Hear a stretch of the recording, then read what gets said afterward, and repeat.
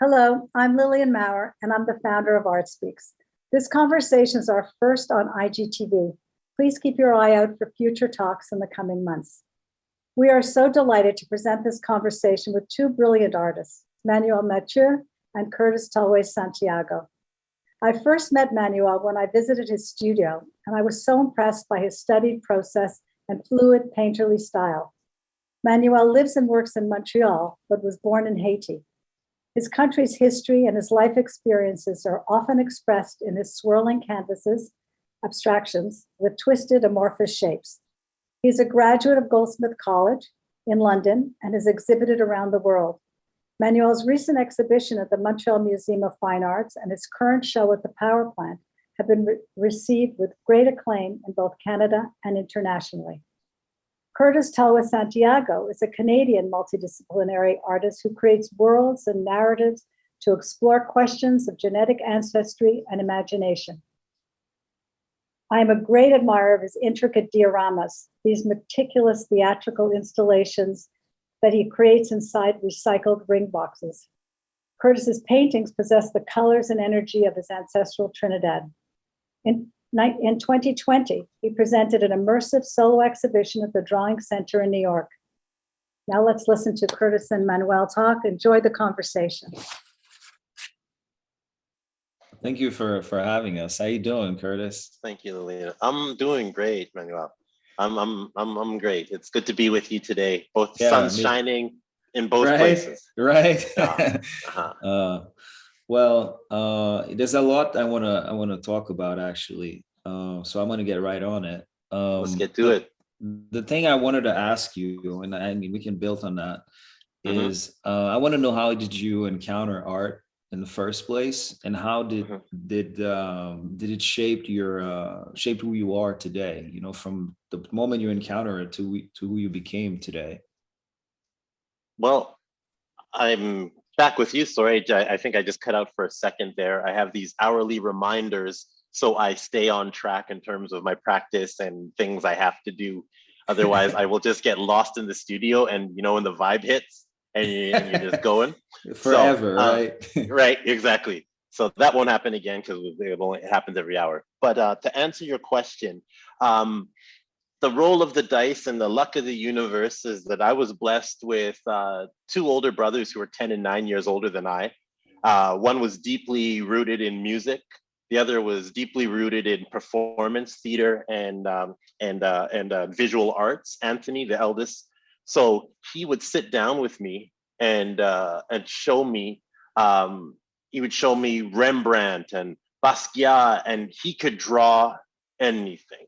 And so he would sit with me and show me how to draw, always allowing me to like keep my own hand language, my own sign. But from that point on, it was always a part of my life and always just with me. And when I finally saw David Bowie, and around the same time I saw Michael Jackson on TV, that was when a decision was made that whatever universe and world they were playing in, I wanted to be a part of that world. I wanted to be involved in that. And so music was my initial dive into art. And then very early on, I was like, it was never going to be a fireman, a doctor. I always wanted to be an artist. Yeah. It's interesting because you're that same eureka moment that you had when you saw David Bowie and Michael Jackson.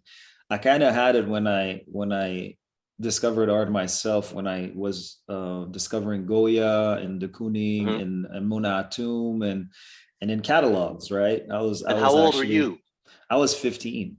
Okay, and it was through my mentor at the time, Mario Benjamin. And when you're 15 and you're discovering these artists that are so kind of strong in their language, it seems to me that, when I saw that, I was like, fuck, these things are coming out of their souls. And at 15 years old, I took the decision, like, I want to live a life where I'm kind of living from what's coming out of my soul. Right. That's kind of was my moment. And that the same thing in you at that particular moment. It was like, okay, I want to be that, you know what I mean? Yeah.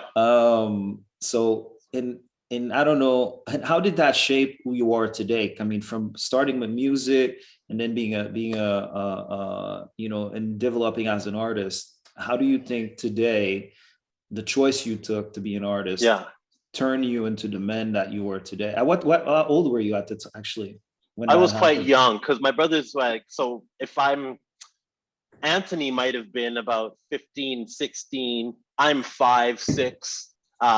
So by the time I was like maybe 7, 8 is when I knew I wanted to be a singer. I thought like that music was going to be my course. Mhm. But you say that, and I probably feel that the same thing resonates in you, is that there's something that Miles Davis said when he was in, I think, Juilliard studying and blah, blah, blah, blah, blah.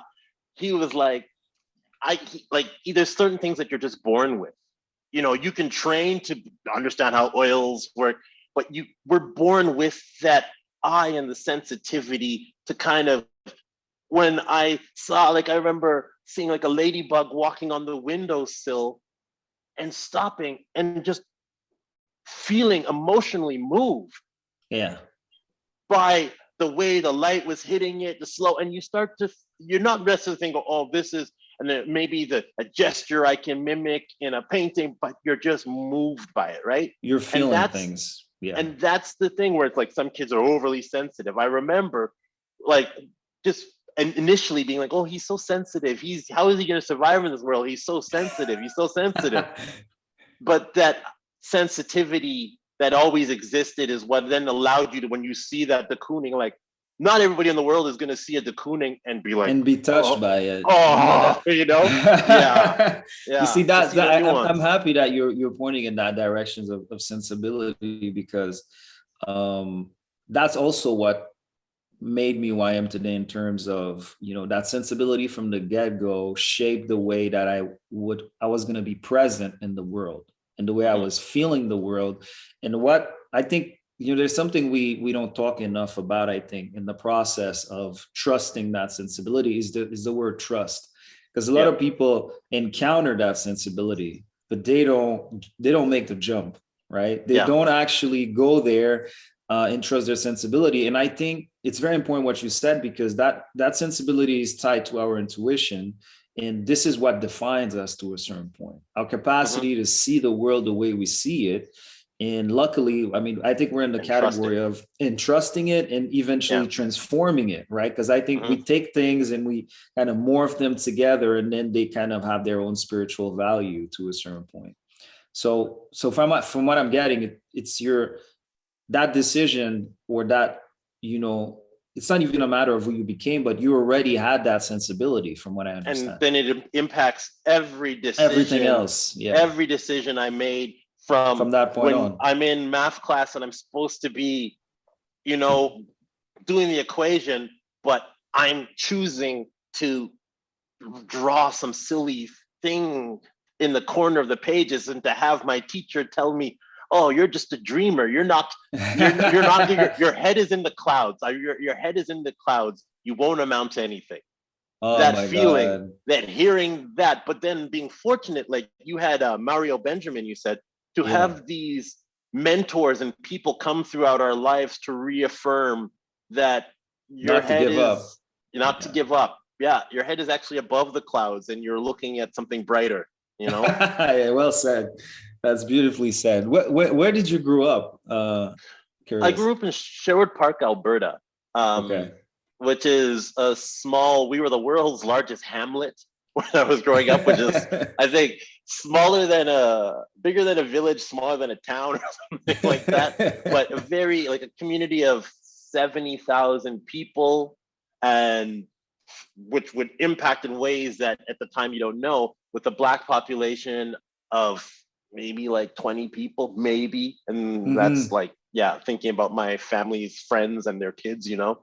Probably 20, and very prairie Albertan lifestyle. And your family comes from Trinidad. That's right.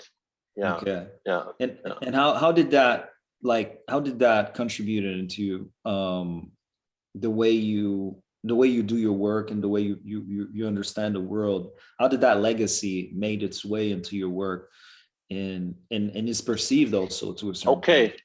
The strength to not give up, the idea of without my parents having to, when they're angry and you're a teenager and you're not doing what you're supposed to, they would Oh man, remind you, tell me. we came all the way. When we arrived in Canada, it was minus 200. And like reminds you that we fought for this, so you better behave. Be better, right? But then at the same time, that I remember my mom playing calypso music in the house, and I'm a little kid and I'm walking by and her just grabbing me and telling me, free up yourself, man. Free up yourself, the man. Wow. And move and dance. And she'd make us stand on her feet and move us around. And you'd feel that improv, that energy of the islands, that while my friends' houses are probably quiet at 8 in the morning, all right, our house has got soca bumping on the weekends because dad has come from out of town, from working out of town, and there's celebration. And I just think that fuel, that reminder to free up yourself is very present in the work that I do, and that following that impulse. Mm-hmm. And you said about, you talked about the strength. What do you mean by that? Because I definitely relate to that in terms of, where I'm coming from. And sorry to cut you off. Just coming from Haiti and actually, we have a lot of beauty and at the same time a lot of problems, but when you mix it all together, it creates an important dynamic within the people, because there's something that is I think it's important to underline. And I had an accident a few years back, and I still have scars from it, but in my bones, and that made me realize how the land that you're from also carries invisible scars. And the way they carry those scars and those beauties, it's actually through the people. Yeah, that's the most transformative aspect of the land, because nature gives itself to you, right? Whether it's through its food, whether it's through its beauty, whether it's through its hardship and all of that. You kind of learn. I remember in 2017, I was saying that the things I've learned the most from was plants, because to see how their resilience, and again, it gets back to what you were saying in terms of sensibility, right? There was a plant I remember all of my friends were like, throw it out. And then I love plants. I love nature. So I kept it and nurtured it. And now the plant is so strong. Thriving. And that's kind of a story for me too. It's kind of, I kind of take that moment. So all these things for me brings a certain level of strength in acknowledging certain chances that we have and the capacity we have to bounce back, but what do you mean by that from your perspective? That strength, not to give up. You said the strength not to give up. Yeah, because I came from my practice, I came from outside of the art world and entered in through just an idea, the dioramas. I didn't start the dioramas being like this. I didn't call it a practice. I didn't. You understood it as a lifestyle, as a way of being? It was a thing that I was doing because I wasn't touring at the time. I was in between figuring out what musical sound I wanted to engage in, and not understanding how to enter the art world. And so when I first started showing galleries the work, much like there's many factors on why they would immediately discount me as not worthy of representation on their walls or whatever. But I initially thought of my mom telling stories of coming to Canada and simply walking in the grocery store and not being served, being accused of stealing something, having to go back out into the car, but then see her kids there and be like, I've got to go back in. I've got to go back in. And so there was always this understanding that they saw my dad receiving Ku Klux Klan business cards in his lunchbox at work, and hearing this story and being little and not fully understanding what that meant, but knowing them planting these seeds. So when you did become aware, you would be like, oh, wow, that's how hard it actually was. That's the world. Art world, finance world, whatever. That's the world. The world. Well said. Yeah. And so that from there, just their resilience of pushing through and providing and putting bread on our table and all these things, we made it so like, okay, music, with art, I don't care what anybody's gonna say, I gotta keep pushing. Yeah. That's strength. That's it. Like when it's hard in the studio and you're tired and you're doubtful and like you just gotta keep pushing. And that's what I take from it. And you thought about the doubt, and do you think the doubt is related to the capacity to reach a certain point in the work, or it's also a doubt in relation to how the work can be perceived and how it affects people? Or like, what is the relationship you have between what's inside and outside of the studio when it comes to that doubt? Well, painting. It's a question. Painting. It's funny because it's a question for myself also. I'm saying it and I'm like, shit, what did I just got myself in? When we deal with painting, we're dealing with a history. We're dealing not only with a history of like critique. No. I don't think when you talk about 15 and Goya, it's like picking up a basketball and watching Michael Jordan. That's it. There's only Goya in your head. You're talking to Goya. You're doubtful if he's going to look at your work and be like, you've found that thing. That's for me, when I look at painting, dioramas, no one had really been doing that. So I had this freedom to like, but there's this history. When I'm a little more reserved when I'm at this canvas because it comes loaded. It comes loaded with these art gods that I admire and goddesses that I admire, and I only want to serve them, to know that that it meets that standard of energy and soul. Music taught me that some people love my voice, some people don't. I can't let them dictate. There's nothing I can do about that. Yeah. There's nothing I can do. It's just as long as I'm the people and the standards that I've set for my head, that I'm able to achieve it. And it can be scary because we've set the bar high for ourselves.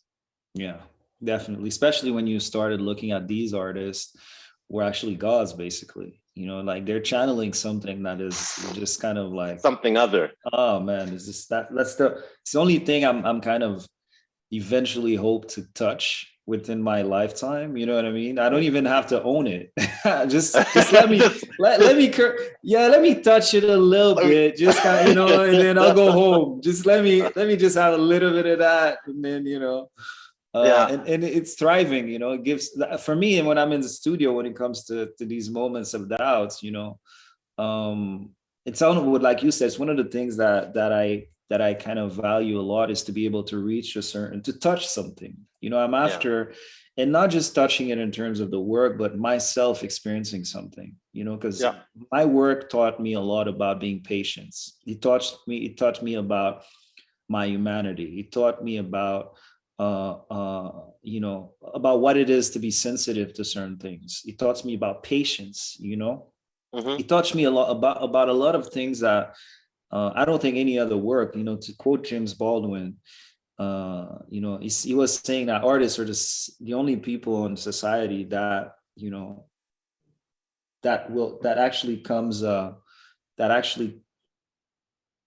experience.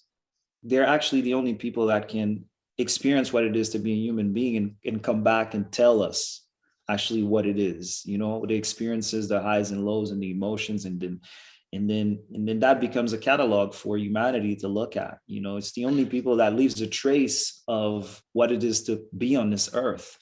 And I think that's very, very powerful, because, I never thought about it like that. Because, as an artist, as naive, and it's important, you said, I connect with you when you said you were a kid, you weren't even thinking about the art world, where I wasn't even noticing that, all these people in the catalogs, they were white. Right. I didn't even understand the power dynamics around race at the time. So my naivety served me at that particular Absolutely. moment. At I made the jump without Absolutely. even understanding Absolutely. what I was Absolutely. going in. And thankfully, because if Yep. I have a little Had bit you of what I known, that's what I'm saying, right? If I had would you the even start? understanding at 15 that fuck, there's nowhere to go really, or the doors, Yeah. or like, The you door, know, yeah, they really don't want you in these doors. you know what I mean? Yeah, It's not for you. You can yeah, get in, but you will have to prove yourself at so many levels. yeah, And also us being from not, from we're not from Africa. I mean, we are from yeah. Africa, but But we weren't raised in Africa, and we yeah, weren't raised in the location. States. Yeah. So, or we're carrying a legacy that puts us in relation with these places, Hmm. but we're actually bringing something else, Yeah. right? In the conversation. Which only in the last few years have I really started to embrace. And we talked about location, to embrace that. I used to hate the fact that I grew up outside of large Black populations because I felt like it limited my ability to connect when I was in these social groups. Mm-hmm. Like I arrive in the States and I'm at an art event with the like quote unquote Black like art stars, and there's a vernacular and a rhythm and an energy and a understanding that they have about that location and space that I don't have, which at the time when you first start feels like a detriment. But now as I get older and I still as I older in age and experience within making work, I recognize it just is what it is, and that wanting anything other than yourself is only going to be a disservice to the practice, to the The work. practice and who you are. I'm gonna tell you a little Yeah. story. I was teaching. I taught a class at the MFA students in Victoria University on the West Coast, and there was one of the student that was First Nation. I can't remember what tribe it was, but community it was. But what he was telling me is that he was a painter. He said he's reached a lot of success as a painter, and he was selling a lot, and at some point he had to stop because he had to actually reconnect to his roots because he felt like he was drifting away from it. So he went to his community and he started asking questions and things like that, and he needed answers, but right away. Yeah, he needed answers, and he asked. It's not a priest, but it's someone spiritual guidance from his community, spiritual guide from his community, and he bumped into a few things, and he couldn't actually find the answers and use those answers into his work. So I analyzed that with him, and what I told him is that, and he really questioned my own self, right? Because I'm from a culture. I'm from a convulsive land with a really rich legacy in terms of spirituality with voodoo and how it connects with Christianity to a certain point. And I remember after my accident, I had a big ceremony, Action de Grâce, it's called. It's kind of to give thanks to the spirits, basically, that I survived. Yeah. But I don't practice in the sense that I don't have a voodoo practice, in the sense that I don't practice the codes daily in order to be in relations to certain spirits. So I understood what he meant, right? But in the conversation I had with him, there's something that I realized is that you might think that you don't know that legacy, you don't know that spirit, those spirits, but they know you. Yes. You know what I'm saying? Absolutely. And Absolutely. the fact that you're from the land, the fact that you encounter certain things, that you touch certain things, that you were touched with by certain things, that you're changing people's lives in a particular way on a daily basis, that is also manifesting their presence. And that when I told him that, I also realizing that for myself. For yourself. And that's very, very important because it kind of grounded my certainty of in terms of my purpose, and in terms of that it's a relationship. it's not a matter that it's not a transaction, and even that, it's not even a bad word. The idea of transaction. No, but I understand exactly what you you understand mean what I'm saying. Yeah, and exactly. Yeah, and the reason I'm telling you that is because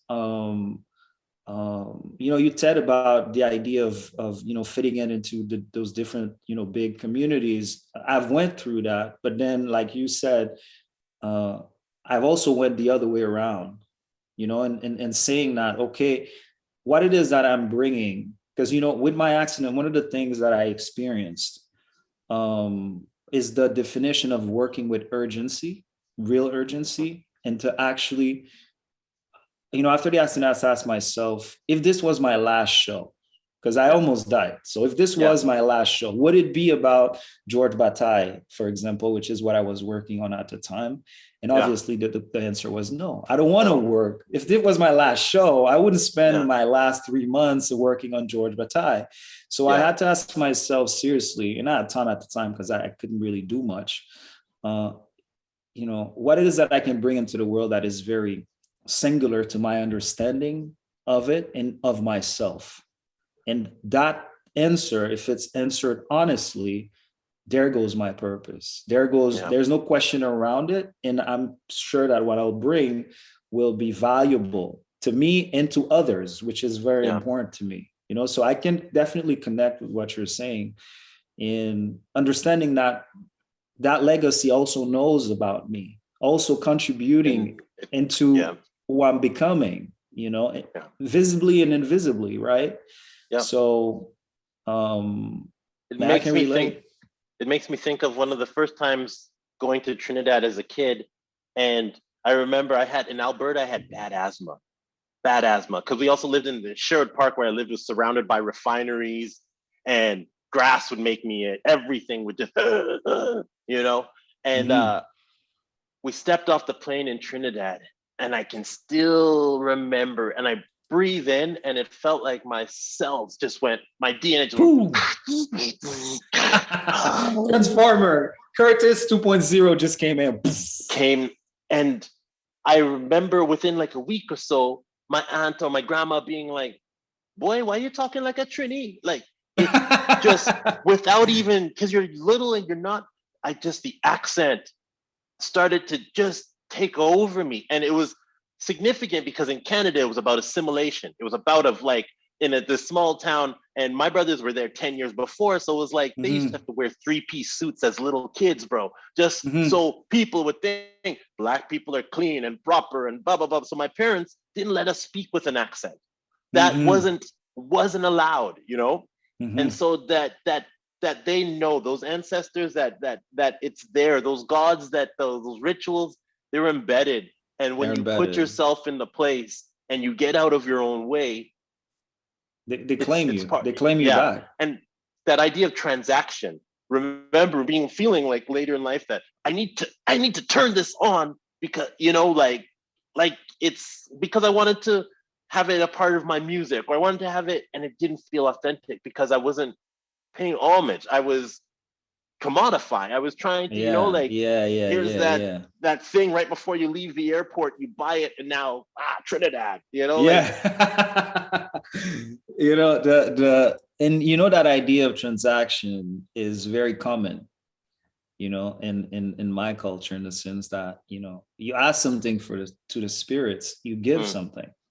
You know what I mean? It's not something that is bad. And I have a friend of mine, Manuel Mathieu, I'm working with on many projects. When I told him about that transaction, I was myself, is that a transaction? It's like, well, Manuel, it's fine, because that's part of the language. Exactly. It's kind of like, and that's kind of also creates the relationship. And I'm curious about that transaction or kind of exchange in the work itself. How do you feel like you have that relationship when it comes to your work? Do you feel like you're giving something and it's giving you something, and then it's like a back and forth? It's a moving target. How do you experience it? To be honest, it's a moving target. I love that. It's how do I have that when, let's say, I have an email, you've got to prepare 4 works for Zorner in a month.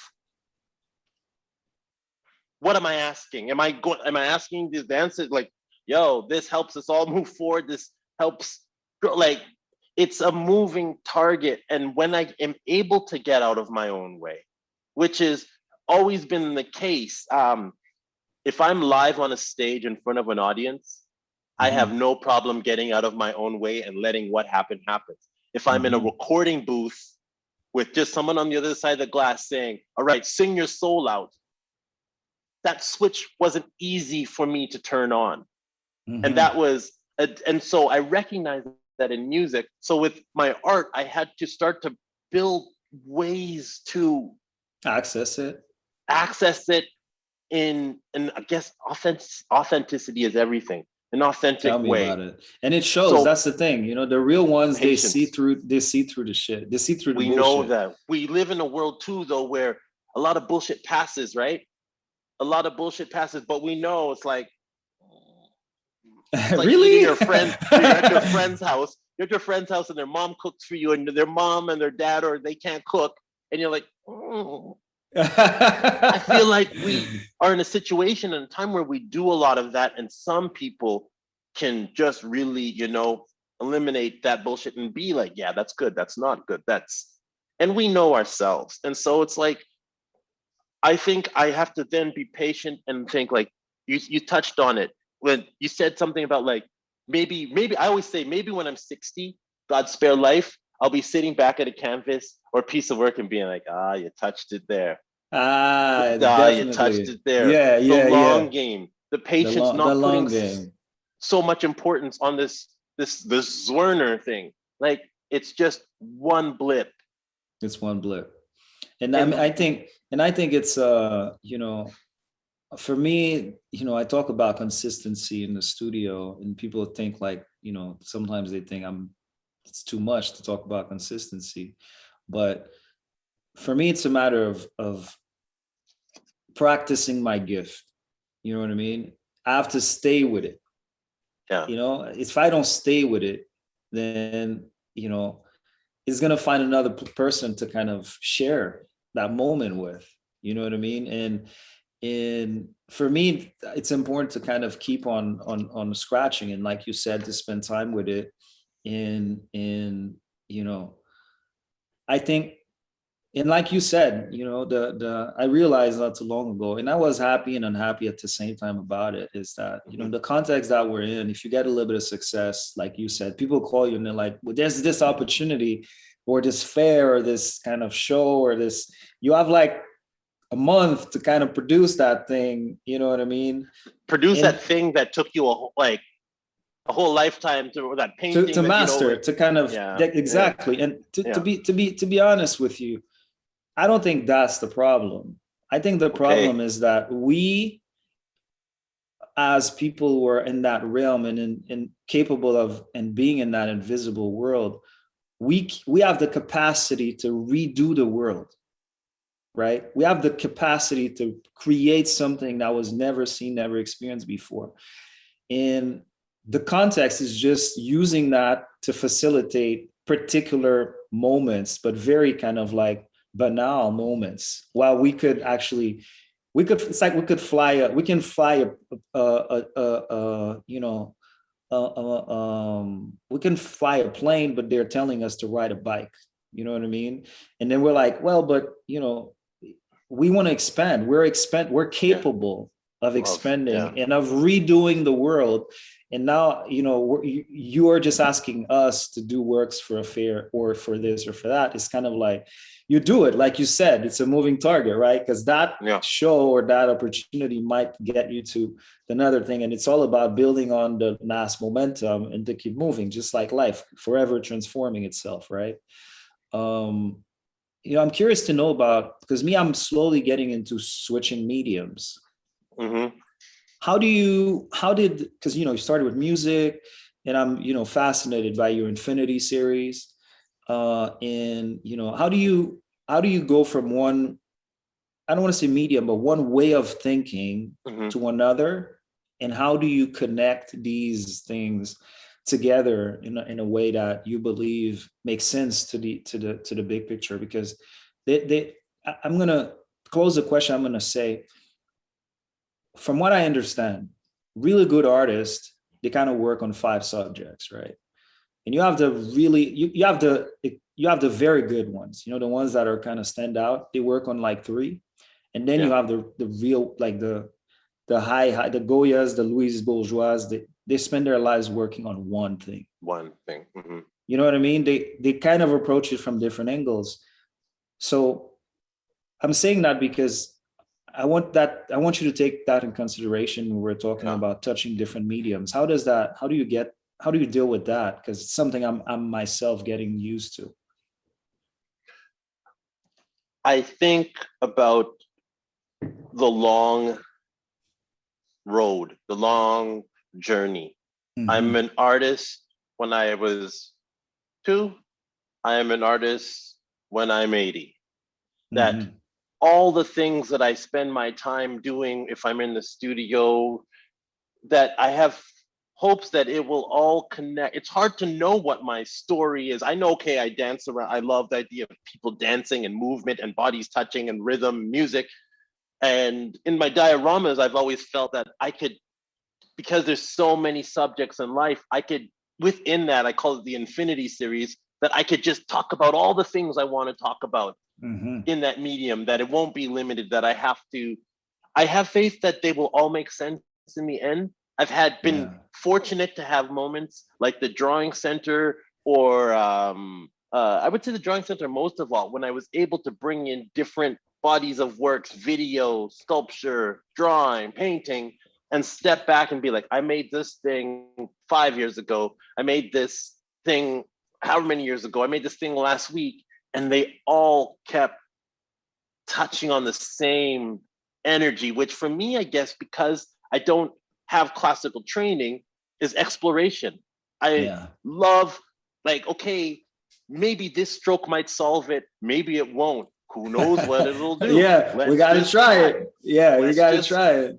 Whereas it's like rappers who want to be singers and singers who want to be rappers. I have a lot of respect for the person who can be like, this is my sketch. I've executed this to this, and it resonates. That's not me.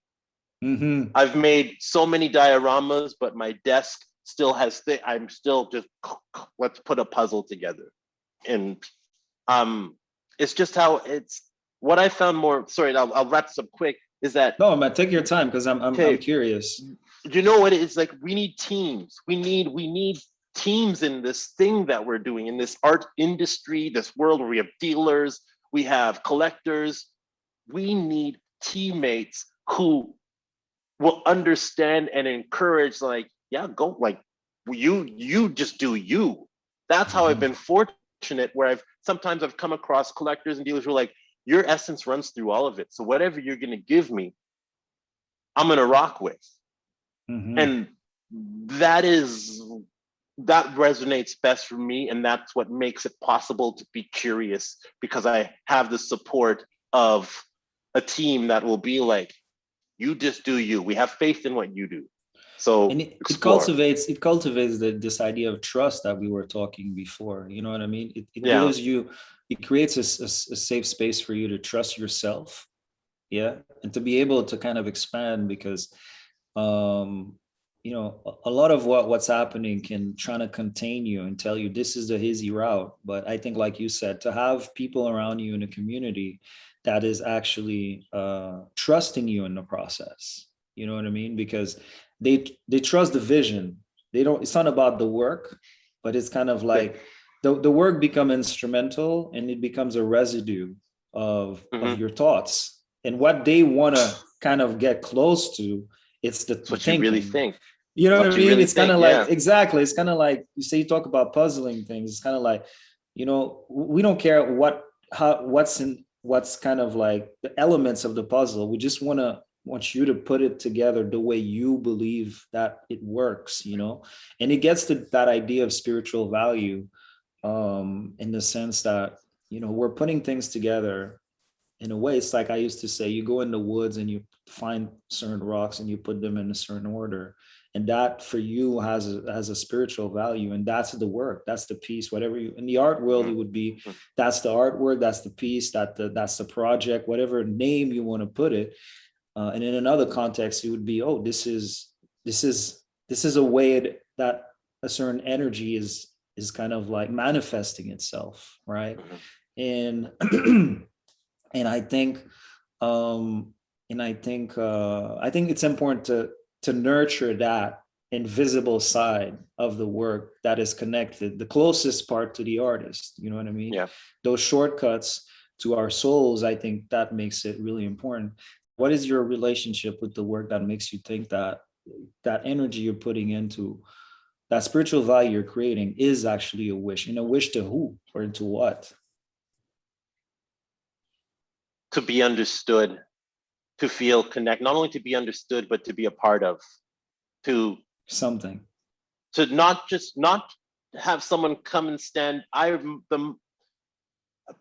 piece in its inception was the most powerful for me, was this piece I made of Eric Garner, and it was referencing Goya.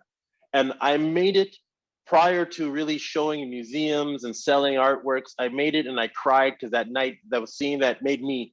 And then when it finally got presented in New York at the Studio Museum, I watched a young girl break down in front of that piece. And sure, you have works where people are like, oh, that's beautiful, oh, that's da da da da da. But to feel that a collective sadness to that this person is, was able to release some of my pain, and we could share the pain, and it made it a little bit easier to go through it, to be like, yeah, like when you hit that, when you're able to touch on that, there's nothing like that feeling. Like if I was to describe it to a non-believer, I'm not going to connect it to any sort of, they would think I'm crazy, but when I can feel crazy, I want to dive into it and feel that thing, because there's nothing like it. You know, you're saying that and I have shivers because it's something that, you know, resonate deeply with me. And, you know, I used to say, we will be measured at the end of our lives by what we gave and not what we're taking with us, you know. And you know, when we're actually you know, making the work that we're making and be able to share it. You know, I'm going to give you an example of that. I have the same experience that you're talking about with the work I did on the dictatorship in Haiti. I worked on the dictatorship for 2-3 years. And this is a very traumatic moment in our history. It ended in 86. It's still, I think the roots are still deeply in our society today. And I was born in 86. So we're technically the first generation of adults, you know, I'm 34, coming out of it, right? So we have enough distance to look at it and be critical. And I did this body of work, and there's a friend of mine in New York, Alejandro, that I met, and I just met him, and we were talking about that and what I was working on at the time. And you know, I told him I was working the dictatorship. This is what happened, and he said, well, you know, this is weird because my uncle left Haiti during that time, and the other one was killed. So I'm going to investigate and talk to my mother. And he went to talk to his mother, and his mother broke down to him what happened to the family because of the dictatorship. You know, how his uncle died, how he had to she had to fly to Puerto Rico, and that's where he was born. That's why he was in Puerto Rico. So it's kind of family tree made sense out of these historical moments, and that got him closer to his mother. You know what I mean? And then he has another relationship with his mother because of that.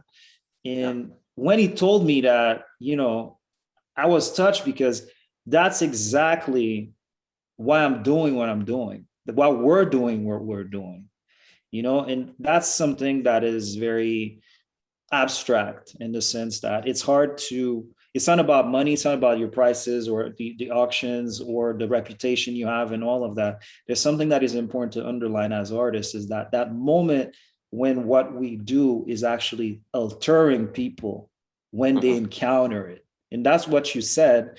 And that's very important to preserve, because that's what connects all of us together and define our experience and our humanity in the process. You know what I mean? And And it becomes harder. What I can realize with time, it becomes harder and harder to be able to talk about that, you know, Yeah.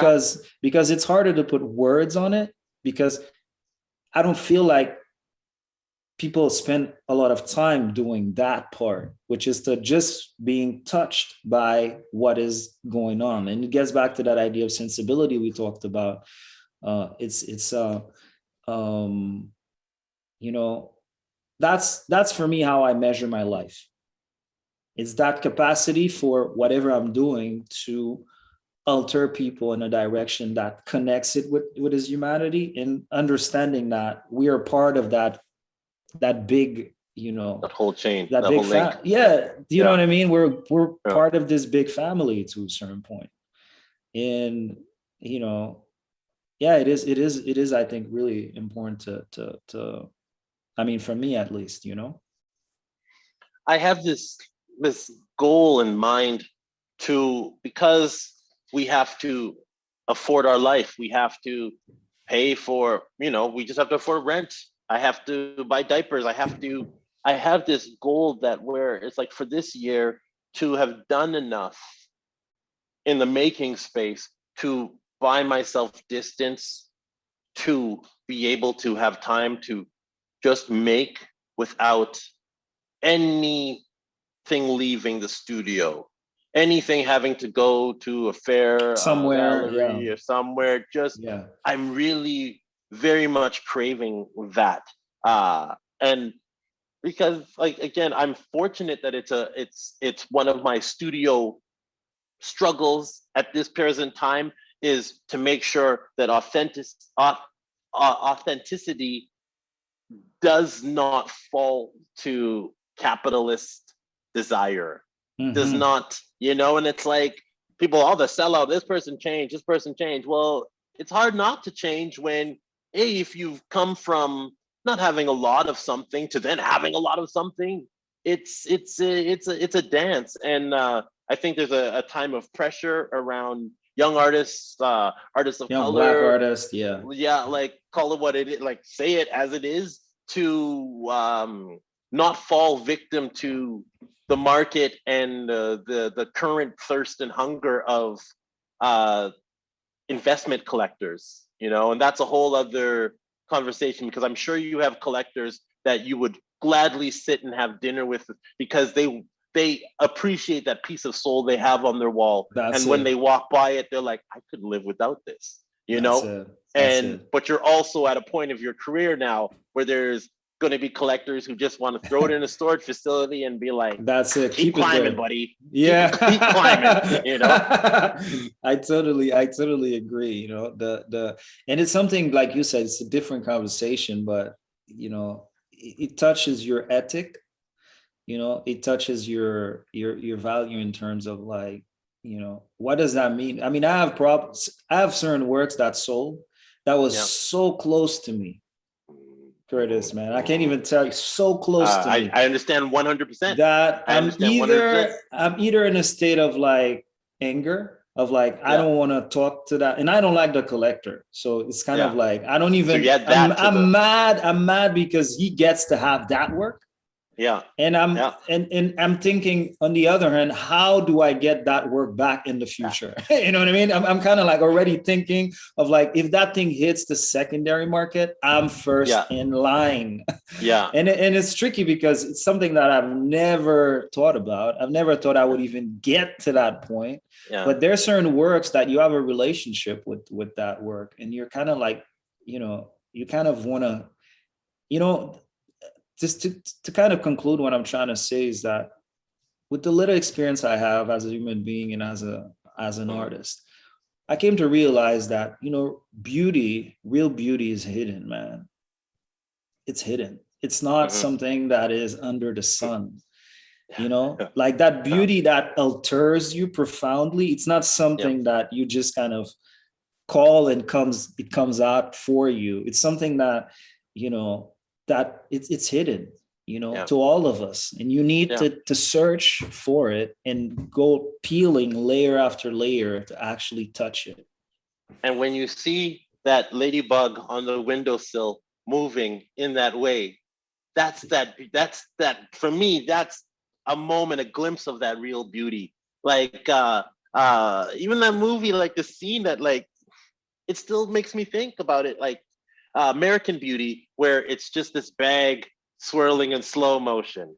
Yeah. And it's such a basic idea, but there's such profound beauty in the simplicity and in the mundane and in the things that aren't sensationalized. And yeah, the real beauty. Real beauty, man. I mean, I will just say that for any artists listening, studying how David Hammonds treats his body of work and owns majority of his work and then releases like almost like an NFT, pre-NFT, limited amounts of work, keeping the value up, but then also holding on to the works is something that I feel like I've started, but I want learn to do from. more. Yeah, We can all learn a lot from that. We Yeah. can definitely, but like you said, it's tough. Like you said, we got to pay bills. We got When we start out, cadmium red ain't cheap, man. Oh man, that was a wonderful conversation, man. I'm very happy we got to connect. It's something. This is a conversation I will remember and I will cherish, man. This was me too. I was very honored when I got the email. Right? It was a moment. I mean, I really enjoyed it. And I hope we have more opportunities to talk again. You know, I'll try to come see you, or if you're ever in Montreal at any point. I mean, you're always welcome here. We have a tremendous paintings here in Munich. Like I was blown away when I started going to the museums. Really? And being like, where are my painter friends? I would pay to just walk through these museums. Right, to have someone to bounce ideas with. Oh, yeah. man. So you're I had this welcome. experience in Vienna actually, but you know, Vienna is very rich in that sense. But I'm sure we'll have the chance to reconnect. Yes, again. I know we will. I really appreciate the time we had, and I'm very happy that we can do that, and I hope we'll have more opportunities to do that, man. I think we will. Our paths keep crossing in Right, various ways, it's easy. It's easy because I think you know we're kind of like our energies are rotating around each other, and I think you know the bridges are getting stronger and stronger, and I think we will you know at some point we're gonna link and we're gonna have a clash, and I can't wait to see your studio, to see what you're working on, man. You know, I haven't been working a lot lately, but you know, I think sometimes you got to let the soil sit. You just don't plant. You got to wait. You know, no, you can't be doing that. You can't be doing. I mean, that's what I've learned. You got to take a little bit of distance sometimes and look at everything. Look at yourself also. You know, my baby helps me do that.